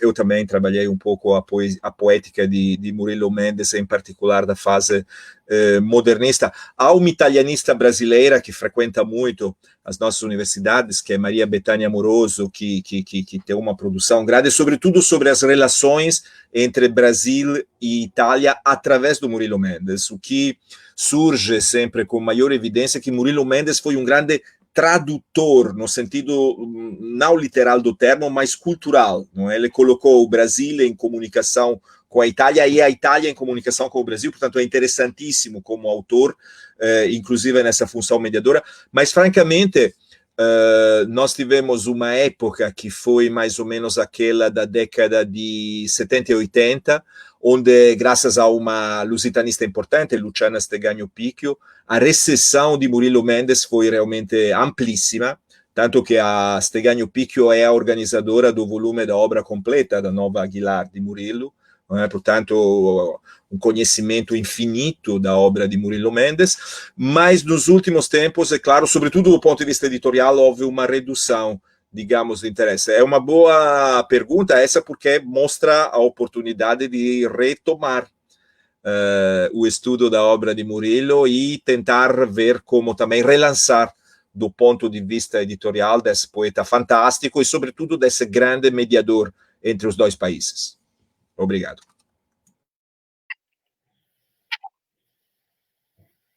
Muito obrigada, Roberto. Tem mais perguntas de alguém? Tem mais perguntas à vista?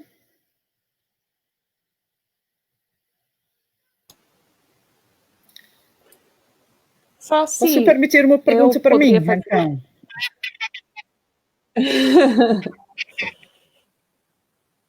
Sim, posso fazer uma pergunta da minha parte? Um pequeno comentário. Posso? Sim, se é difícil, se tem problemas para dar literatura lusófona do mundo, é ainda mais difícil dar literatura lusófona de autoria feminina? E porquê? Como é que a gente conquistou isso, se mesmo é que conquistamos isso? E se eu tive uma dificuldade e uma conquista da minha vida, foi esta, e continua a ser. Então, literatura de autoria feminina no mundo lusófono, como é que é? Miguel. Miguel primeiro, talvez? Sim, não tem problema, não. Uma coisa antes de responder essa pergunta sobre a questão de Machado de Assis, que me parece interessante, porque Machado de Assis, na verdade, é um autor que é...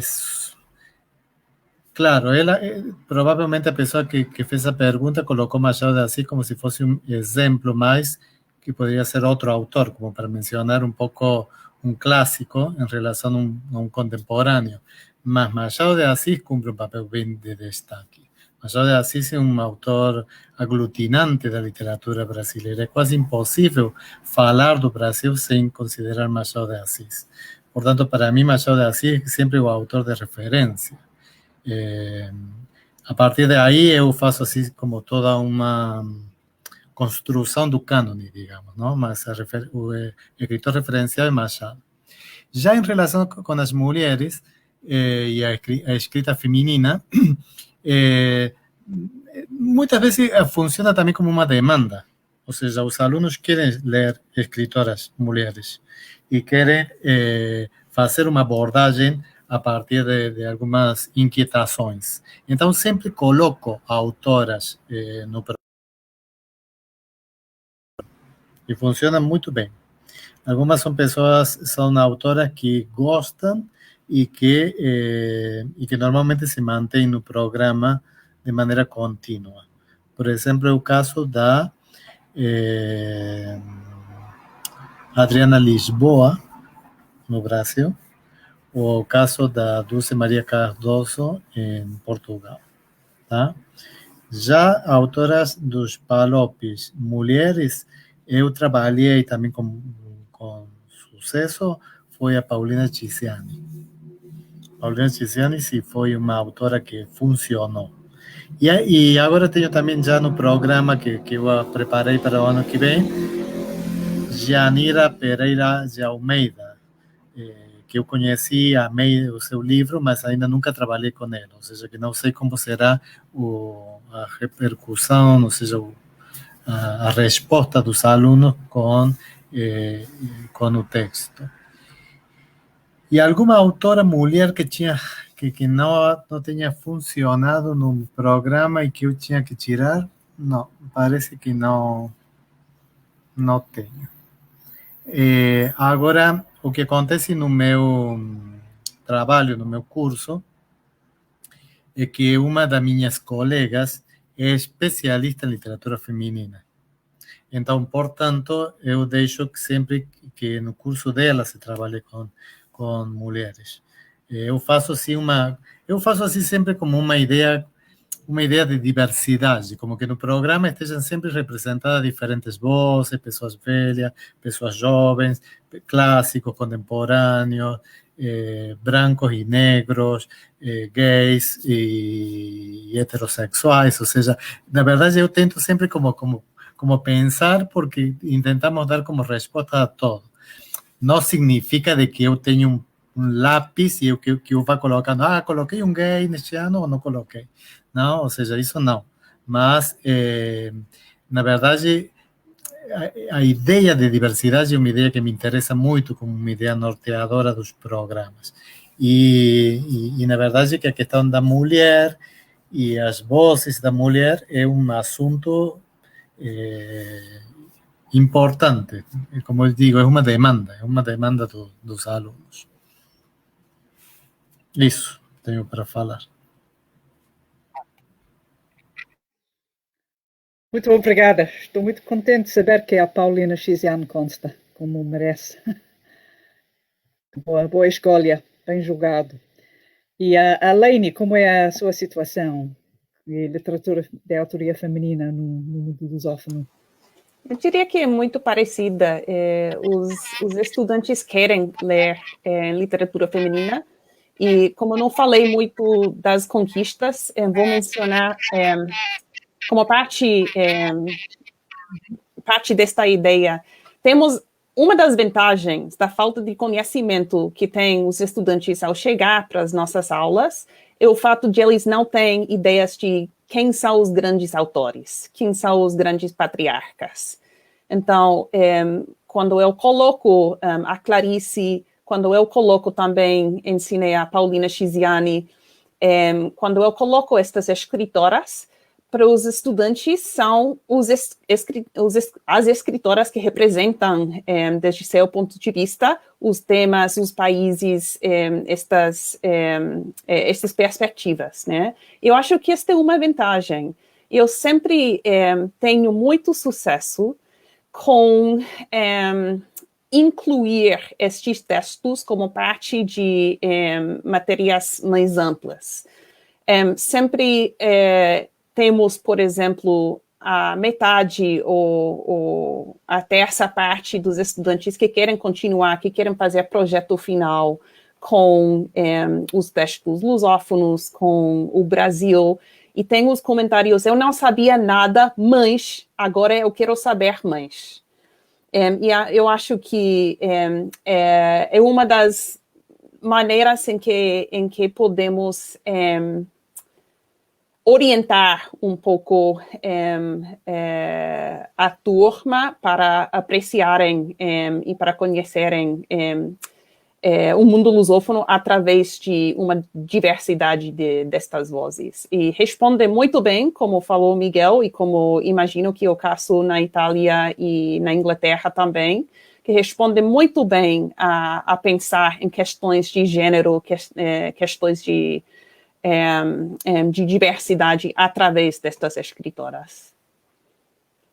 O fato, outra vez, o desafio seria a disponibilidade dos textos, tanto em português como em tradução, e sempre é o problema, né? Muito obrigada. E Clarice e Leonsol, Eduardo Rosal tem uma pergunta, se está-se a dar Clarice Lispector e Gabriela Leonsol. Não? Sim, para mim. Para mim foi sempre Clarice, mas Gabriela Sim. Leonsol nunca, não. Demasiado difícil para a tradução. Eu diria a mesma Clarice, coisa, sim, que é incontornável. Mais presença da Clarice. Isso. E Roberto Vecchi, na Itália, a situação com literatura de autoria feminina nas várias literaturas lusófonas? Bom, eu tenho um grande privilégio. O meu privilégio é que eu trabalho com algumas colegas e essas colegas misturam muito das autoras, e eu trabalho em Bolonha com a minha colega Alessia De Eugenio, que trabalha estudos feministas, e, por exemplo, esse ano vai dar um curso justamente sobre o feminismo brasileiro, que tem muito a ver também com a tradição dos memory studies, portanto, estudos da memória, em particular a memória traumática, e para mim é um grande desafio ter esta colega comigo. E no plano da investigação internacional, eu tenho uma parceira de trabalho e de projeto, que é Margarida Calafate Ribeiro, que também tem um trabalho de que eu participo também sempre sobre a literatura feminina a partir dos vários pontos de vista. Eu acho que é interessante fazer uma observação que tem a ver com o contexto italiano. Nós temos uma tradição que está a se constituir com relativa força de gender studies, de estudos de gênero, não é? Temos, por exemplo, em Bolonha um mestrado muito bom, que se chama GEMMA, um mestrado europeu de Gender Studies, mas, e aqui eu acho vem um pouco ao encontro da pergunta da Hilary, mas, por exemplo, os estudos das culturas de língua portuguesa, de autorias femininas, estão um pouco à margem de uma tradição que é, sobretudo, anglocêntrica, não é? No caso desse programa. E isto eu acho que é realmente o objetivo, ou seja, nós temos já uma discreta tradição de investigação e de didática sobre autoras, né? A última autora que eu estudei dentro de um projeto sobre os dois lados sobre o Atlântico Sul e literatura foi uma poeta angolana, Alda Lara. Um ano passado, há 2 anos, ocorreu um grande congresso em Lisboa sobre essa autora, mas o que eu acho que é o passo para dar é tentar fazer com que as outras áreas mais consolidadas de gender studies reconheçam a contribuição do lado dos estudos de língua portuguesa. Esta é uma maioridade que ainda não alcançamos. Acho que vai depender muito, Hilary, da nossa capacidade, mas eu vejo investigadora jovem como a Alessia, que está muito produtiva desse ponto de vista. Eu tenho uma doutoranda, a Rebeca Saldanha, que trabalha, por exemplo, a escrita dos retornados, não é? E em particular a vertente feminina. Eu vejo que, através dessas novas gerações, vamos conseguir preencher esse gap, esse vazio, e entrar num reconhecimento que eu acho oportuno dentro de uma tradição que, do ponto de vista, sobretudo, teórico, mas também do conhecimento dos diferentes contextos que a valorização da diversidade também sexual produz, pode criar, abrindo o âmbito disciplinar do Gender Study também para a nossa área. Isto é o passo que deverá ser dado nos próximos tempos. Obrigado.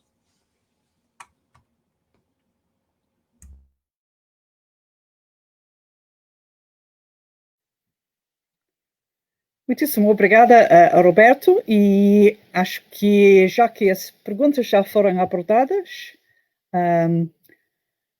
cabe-me a mim agradecer a todo mundo, ao nosso público e aos nossos 3 participantes por uma participação muito, muito ativa, muito diversa em todos os sentidos, em todos os bons sentidos, e obrigada por terem respondido a tudo de uma maneira tão interessante e tão rica e tão bem desenvolvida.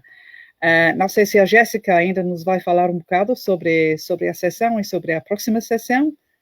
Então, muito obrigada a todos e espero que continuem a acompanhar esta série excelente para o Templo de Escrita.